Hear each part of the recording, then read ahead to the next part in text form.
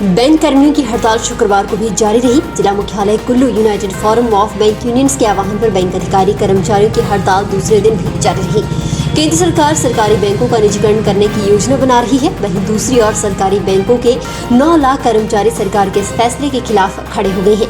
कर्मचारी निजीकरण के खिलाफ पूरे देश में 2 दिन देशव्यापी हड़ताल कर रहे हैं। All India Punjab national bank association का कहना है कि निजीकरण होने से सबसे अधिक दिक्कत कर्मचारियों को भी होगी।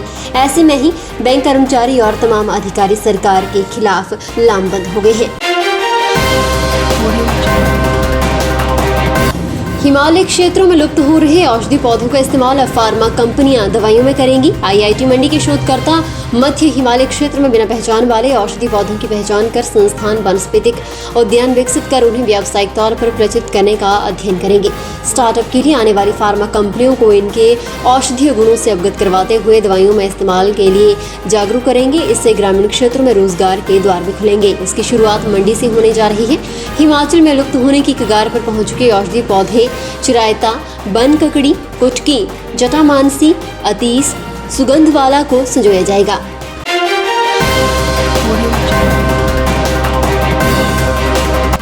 हिमाचल प्रदेश में अब विकास में जन सहयोग योजना में 16 स्ट्रीट लाइटें भी लगाई जा सकेंगी। राज्य के योजना विभाग ने सभी उपायुक्तों को आदेश जारी कर दिए हैं। अभी तक योजना में सड़कें, पक्के रास्ते, सामुदायिक भवन, आधारभूत ढांचा तैयार करने के काम ही शामिल थे। अब ये नया काम भी शामिल किया गया है। इसके लिए 25 या फिर 30% पैसा जनता को देना होगा, जबकि बाकी सरकार वहन करेगी। सरकार के योजना विभाग ने विकास में जन सहयोग योजना के तहत संशोधित दिशा निर्देश जारी कर दिए हैं।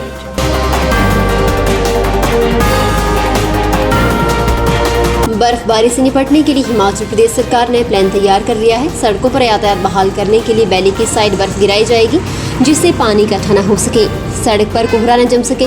बर्फबारी बंद होने के बाद ही सड़क को यातायात के लिए बहाल किया जाएगा। 20 मीटर दूरी पर रेत गिराया जाएगा। बर्फबारी में भी वाहनों की आवाजाही ज्यादा समय न रुके, इसके लिए सड़क में रेत और रस्सी का जाल बिछाया जाएगा।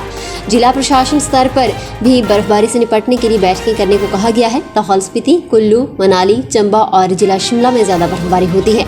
इन जिलों में ज्यादातर सड़कें यातायात के लिए बाधित रहती हैं। सरकार ने आवाजाही वाले क्षेत्रों में सेक्टर में बांटने के लिए कहा है। शिमला शहर में 4 सेक्टर बनाए गए हैं।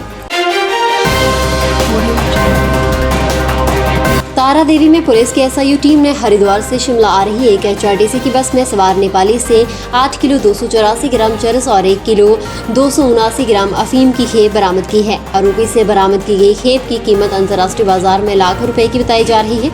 नशे की खेप के साथ पकड़े गए आरोपी की पहचान नरेश पुत्र मन बहादुर निवासी नेपाल के रूप में हुई है। पुलिस पता लगा रही है कि आरोपी नशे की खेप कहां से लेकर आया था और कहां सप्लाई करने जा रहा था। एनडीपीएस एक्ट के तहत मामला दर्ज कर लिया गया है। बताया जा रहा है कि एसआईयू टीम को नशीले पदार्थों की खेप की तस्करी को लेकर गुप्त सूचना मिली थी, जिस पर पुलिस की एसआईयू टीम ने एचआरटीसी की बस में दबिश देकर नशीले पदार्थों के सौदागरों को पकड़ा है। उधर एसपी शिमला डॉक्टर मोनिका का कहना है कि पुलिस ने चरस और अफीम के साथ पकड़े गए आरोपी के खिलाफ केस दर्ज कर आगामी कार्रवाई शुरू कर दी है। सब्सक्राइब करें हमारे YouTube चैनल को और ताज़ा खबरों की नोटिफिकेशन पाने के लिए प्रेस करें बेल आइकन को।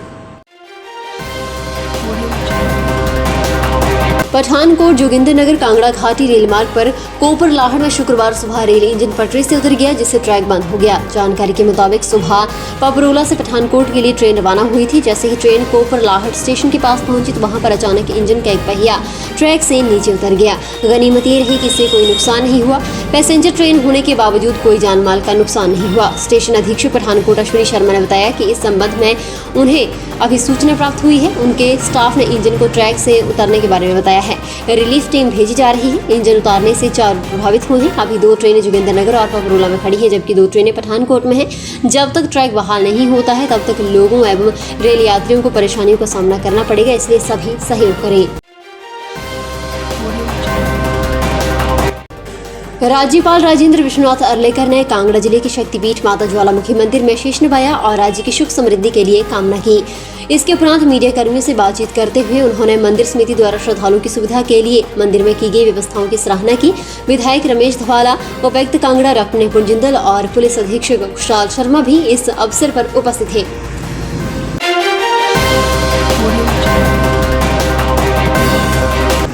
जिला बिलासपुर रोजगार अधिकारी राजेश मेहता ने बताया कि मैसर्स अग्रवाल स्टील लिमिटेड ग्वालखाई द्वारा मशीन ऑपरेटर के 20 पदों को भरने के लिए 23 दिसंबर को प्रातः 11 बजे से कैंपस इंटरव्यू का आयोजन जिला रोजगार कार्यालय बिलासपुर में किया जा रहा है। उन्होंने बताया कि इन पदों के लिए 19 से 35 वर्ष आयु के अभ्यर्थी की न्यूनतम शैक्षणिक योग्यता ITI fitter, electrician, welder trade pass होना चाहिए। उन्होंने बताया कि चयनित अभ्यर्थी को 9,000 रुपये मासिक मानदेय दिया जाएगा। उन्होंने भाग लेने वाले सभी उम्मीदवारों से आग्रह किया है कि वे उचित सामाजिक दूरी रखें और सही ढंग से मास्क पहनकर आएं।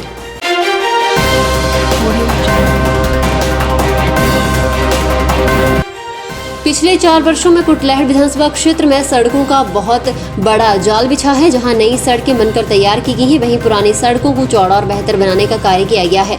कुटलैहड़ में गत 4 साल में 163.66 करोड़ रुपए से अधिक की धनराशि सिर्फ और सिर्फ सड़क सुविधा के सुधार में लगाई गई है।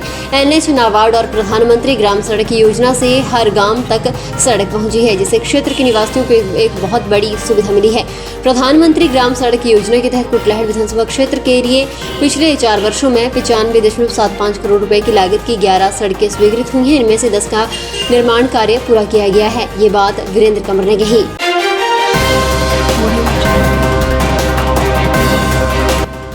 उपायुक्त सोलन कृतिका कुल्हारी ने कहा कि कुपोषण और एनीमिया की समस्या को समाप्त करने के लिए सभी को अपने पारिवारिक उत्तरदायित्व का निर्वहन करना होगा। कृतिका कुल्हारी पोषण वन स्टॉप सेंटर, प्रधानमंत्री मातृवंदना योजना, पोषण ट्रैकर विषय पर आयोजित 1 दिवसीय जिला स्तरीय कार्यशाला को संबोधित कर रही थी। उपायुक्त ने कहा कि विभिन्न योजनाओं के माध्यम से कुपोषण और एनीमिया की समस्या को तभी समाप्त किया जा सकता है जब कुपोषित बच्चों के परिजन इस समस्या को समझें और पोषाहार की दिशा में सार्थक कदम उठाएं। उन्होंने कहा कि परिजनों के सहयोग से ही देश के भविष्य को सुरक्षित रखा जा सकता है। फिलहाल के लिए बस इतना ही और बड़ी खबरों के लिए बने रहें न्यूज़ सुपर भारत के साथ।